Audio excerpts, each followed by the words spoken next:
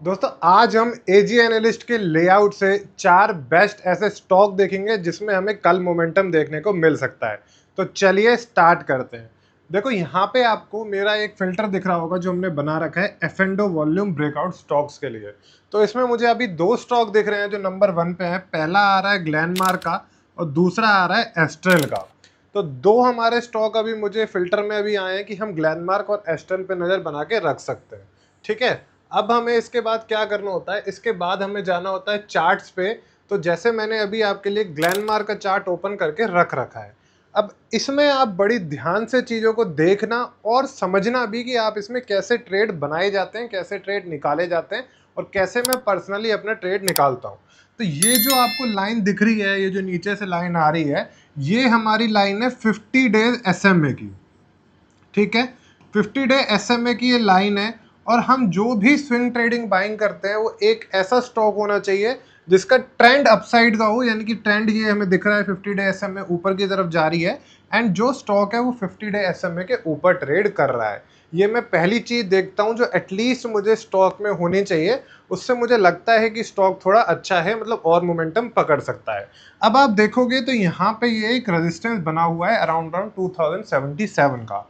Resistance क्यों है? यहाँ पे एक बार स्टॉक आया, वहां से करेक्ट हुआ, दोबारा ट्राई करा, नहीं तोड़ पाया, यहाँ ओपन एंड हाई बना, फिर ट्राई करा पर ये इसको क्रॉस नहीं कर पा रहा था।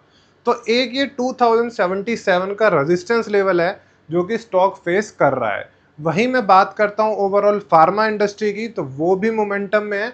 तो यहाँ से एक्सपेक्टेड ये है कि अगर ये 2077 तोड़ता है तो हमें यहाँ में एक और पॉसिबिलिटी है कि हम अपसाइड देख सकते हैं।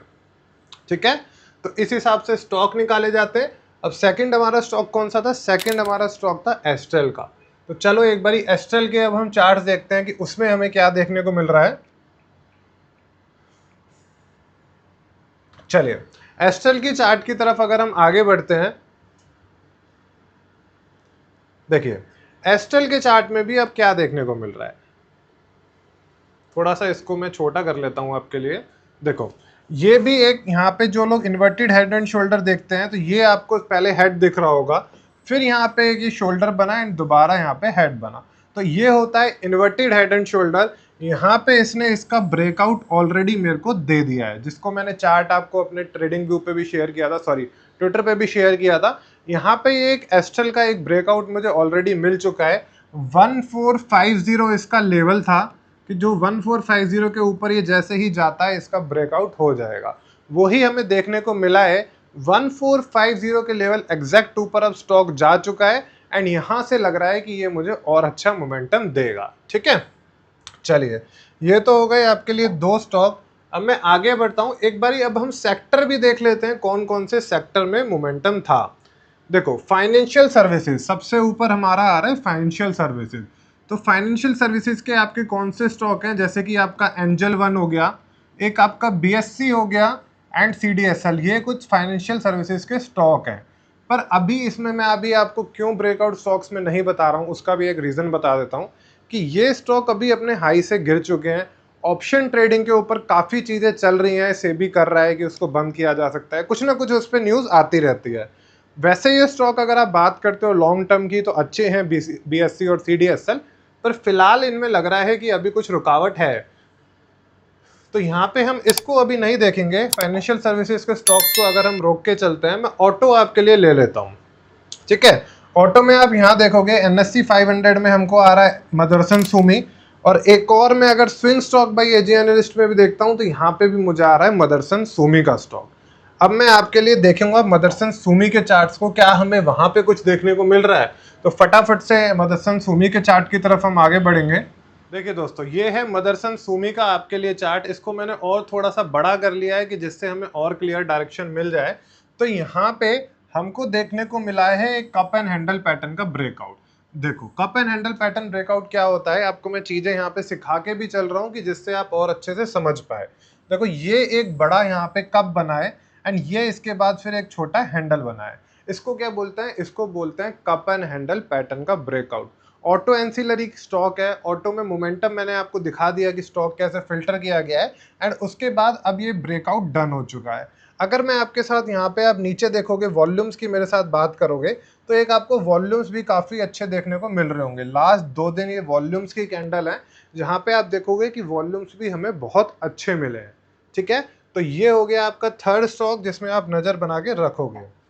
और देख लेते हैं, एक और स्टॉक देख लेते हैं कि क्या हमें वहाँ पे अगर कुछ मिल रहा होगा तो मैं आपके लिए देख के चलूँगा। इसको हटा देते हैं। देखो मेटल सेक्टर भी था, ऑटो के बाद यहाँ पे आपको मेटल दिख रहा होगा, थर्ड नंबर पे मेटल आ रहा है। तो एक बारी मेटल से ही देख लेते हैं, मेटल में मोमेंटम भी अच्छा था, तो मेटल का स्टॉक देख लेते हैं। मेटल में क्या आ रहा है, यहाँ पे भी सेल आ रहा है, यहाँ भी सेल आ रहा है, एंड यहाँ पे भी स्विंग स्टॉक में यहाँ पे कोई फिल्टर में ये नहीं आया है। तो मैं सेल आपके साथ देख लेता हूँ, क्या सेल में कोई मोमेंटम है।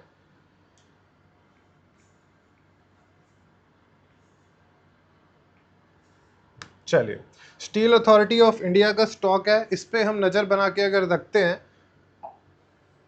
देखो ये आपको देखने को मिल रहा होगा, ये 50 डे SMA की लाइन होगी जहाँ पे स्टॉक अच्छा ऊपर जा रहा है।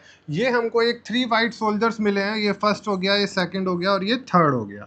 तो वैसे आप देखो कि मोमेंटम अच्छा है, स्टॉक अच्छा है, पर मैं अगर कहता हूँ कि हम कब बाई करेंगे, आप इसको अगर यहाँ पे लाइन ड्रॉ कर सकते हो, अपनी हॉरिजॉन्टल लाइन आप ड्रॉ कर लेना, उसके बाद मैं आपको बता देता हूँ यहाँ आप कैसे ट्रेड किया जा सकता है आपको। तो ये लाइन आपको लगा लेनी है 130 के ऊपर, यानी कि अपने हाई के ऊपर ये लगा लेना है। वहीं पे फिर हम देखेंगे कि इसमें ट्रेड कैसे करना है। एक बारी मैं पूरा क्लियर आपको करके दिखाता हूँ। देखिए ये अब मैंने क्लियर कर दिया है, सिर्फ और सिर्फ एक हॉरिजॉन्टल लाइन आपके लिए ड्रॉ है। तो ये अराउंड 130 का लेवल निकल के आ रहा है, जहाँ से मुझे लगता है कि ये सोल्जर्स का जब ब्रेकआउट आ जाएगा तो वहाँ से ये स्टॉक मुझे और अच्छा मोमेंटम दे देगा, ठीक है। तो मैंने आपको बता दिया कि स्टॉक निकाले कैसे जाते हैं, उसके बाद अगले दिन की ट्रेडिंग की साइकोलॉजी कैसे बनाई जाती है, ठीक है। तो अगर आपको ये वीडियो पसंद आई है तो इसको लाइक जरूर करना और चैनल को सब्सक्राइब कर लेना। और हाँ, जैसे मैं हमेशा कहता हूँ, हम सब मिलकर सीखेंगे, मिलकर कमाएंगे।